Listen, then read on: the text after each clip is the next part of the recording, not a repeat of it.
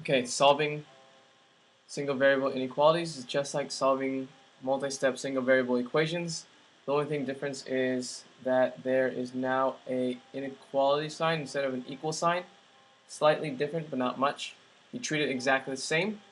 So if we're going to treat it exactly the same, we're going to start graphing. I'm calculating this answer right here. I'm going to draw this line again as my equal sign. Whatever I do to one side of this rainbow line, I'll do to the other side. Again, looking through my notes, the first thing I'm going to do is simplify both sides of the equation. Order of operations, PEMDAS, 4, I'm going to distribute this 4 to the 1. I'll distribute this 4 to the 7. 4 times 1 is 4. 4 times 7v is going to be 28v. Nothing left to do on this side, no combining of like terms, no division, no multiplication, I'm all done. Here, nothing to do. So all I'm going to do is rewrite this, that way at least they're on the same level. 38 plus 7v. I'm going to locate my like terms. I've got all my variables. I've got my variables here, v and v. I want them all on the same side, so what I'm going to do is I'm going to move one to the other side. I'm going to choose a 7 because if I subtract 7 from both sides, 7v from both sides, my number, my variables still stay positive on this side. These two cancel, and I get 28 minus 7, which is 21v. Bring down this 4, and on this side, the only thing that's left over is that 38, negative 38. Okay. Now, this 4 needs to go to the other side. I don't need it on this side. So what I'm going to do is I'm going to move it there by subtracting it. Because this is a positive 4 here, I'm going to do the opposite, which is a subtract 4 here, subtract 4 there. This goes away. On this side, negative 38 and negative 4 is just a big negative. 38 and 4 make negative 42, and that equals 21v.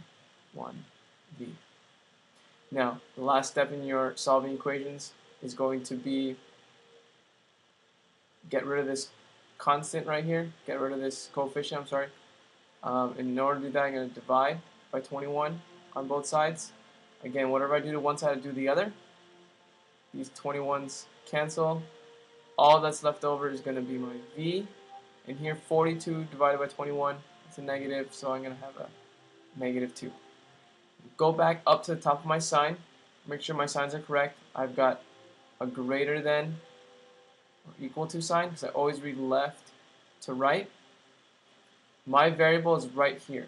Now, what you need to notice is that whichever side your variable is on, look at your inequality, it's on the smaller side, which is less than. That means when I graph this, I'm going to shade in the less than direction. Also pay special attention to this less than or equal to sign. If it's going to be a less than or equal to, I'm just going to be a solid circle. Okay. So here's my graph. Here's my graph. Let's double check. My answer was negative 2 greater than v. So I'm going to rewrite that here so we can take a look. Negative 2 is greater than or equal to v.